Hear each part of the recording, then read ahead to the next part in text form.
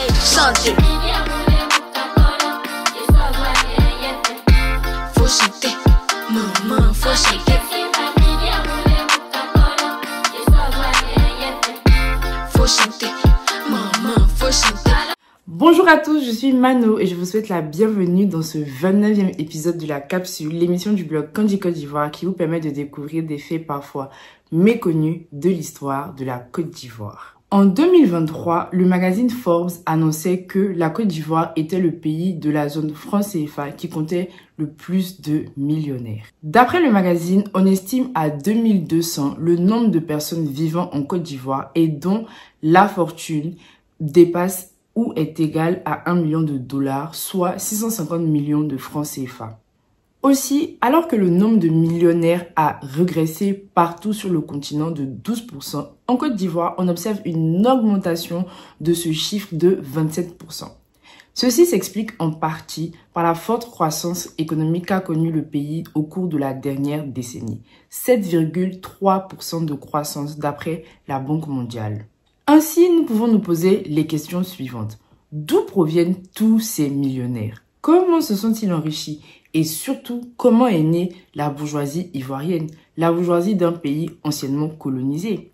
C'est ce que je vous propose de découvrir aujourd'hui dans ce nouvel épisode de la capsule. Historiquement, les sociétés autochtones avaient une organisation sociétale différente de celle que nous connaissons actuellement.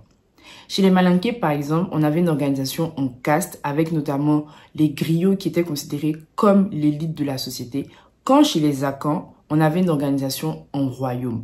Donc, avec un roi, ses chefs de notables, ses chefs de canton, pardon, ses notables ou encore ses esclaves. Tout ceci vole en éclats lorsqu'au cours de la colonisation, toutes les populations autochtones sont réduites au rang d'indigènes et de main-d'œuvre moins chère pour les populations, les puissances européennes. Certaines monarchies africaines arriveront quand même à se maintenir, mais elles n'auront plus de souveraineté totale, comme c'était le cas avant la colonisation. D'ailleurs, Amadou Kourouma, illustre écrivain ivoirien, le démontre bien à travers le personnage de Fama dans son livre Le Soleil des Indépendances. Fama est un descendant, donc un héritier griot mandingue qui a du mal à trouver sa place dans cette société néo-indépendante post-coloniale dans laquelle il n'est plus qu'un simple citoyen lambda. Ainsi, dans ce système, comment les Ivoiriens font-ils pour s'enrichir? Cela passe par plusieurs facteurs. En 1946, Félix Houphouët-Boigny, alors qu'il est encore député, fait abolir le travail forcé dans toutes les colonies françaises d'Afrique de l'Ouest. Il envoie également 147 enfants issus de ces mêmes territoires géographiques en France pour aller se former afin qu'ils reviennent l'aider à développer le pays qui s'apprête à diriger et créer le PDCI-RDA, Parti démocratique de Côte d'Ivoire, Rassemblement démocratique africain. Un parti politique, oui, mais un mouvement qui veut aussi lutter pour les droits des planteurs africains et surtout des planteurs ivoiriens. Car souvenez-vous, comme nous l'avons vu dans la capsule précédente, le président Houphouët était lui-même planteur avant d'être député, ministre, président. Il est avant tout planteur.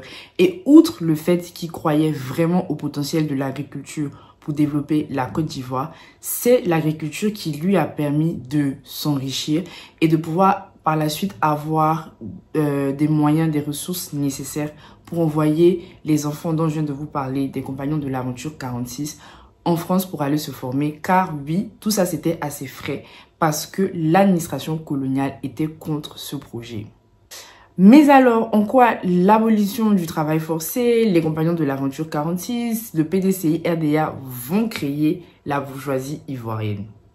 Eh bien c'est simple, les Ivoiriens n'étant plus forcés à effectuer des travaux champêtres vont pouvoir se tourner vers d'autres corps de métier qui permettront eux aussi par la suite de développer le pays. D'ailleurs, au terme de leurs études, lorsque les compagnons de l'aventure 46 reviennent au pays, ils sont ingénieurs, pharmaciens, médecins, avocats, banquiers, professeurs et rejoignent soit le gouvernement ivoirien, comme c'est le cas d'Ernest Boka, qui a été le premier ministre de l'Éducation nationale, ou sont à la tête d'institutions ivoiriennes. Parallèlement à ça, les planteurs, dorénavant mieux protégés par les mesures mises en place par le PDCI-RDA, s'enrichissent également et envoient eux aussi leurs enfants à l'étranger se former pour qu'ils reviennent développer le pays. Voici alors comment dans un premier temps, la bourgeoisie ivoirienne se forme.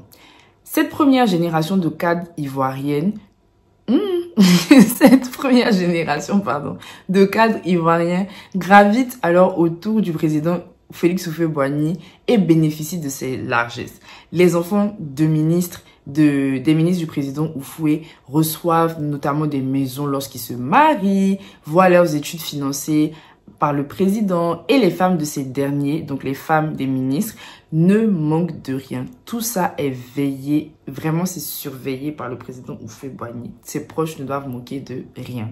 Ses compagnons de lutte comme Jean-Baptiste Moquet et Philippe Yassé ne sont pas en reste. La bourgeoisie ivoirienne est alors à son prime.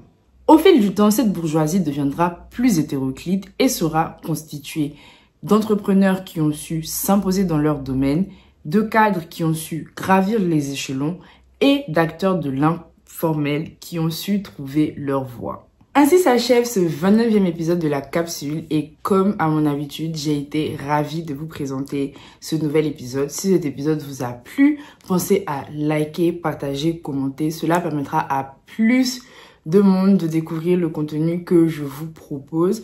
Vous pourrez retrouver en description les sources que j'ai utilisées pour réaliser cette vidéo, mais aussi où acheter le jeu de société de Kandji Côte d'Ivoire, ce que presque personne ne sait sur la Côte d'Ivoire, qui vous permettra d'en apprendre davantage sur notre beau pays. Et si vous n'êtes pas ivoirien, c'est pas grave, ça vous permettra quand même d'en apprendre davantage sur la Côte d'Ivoire.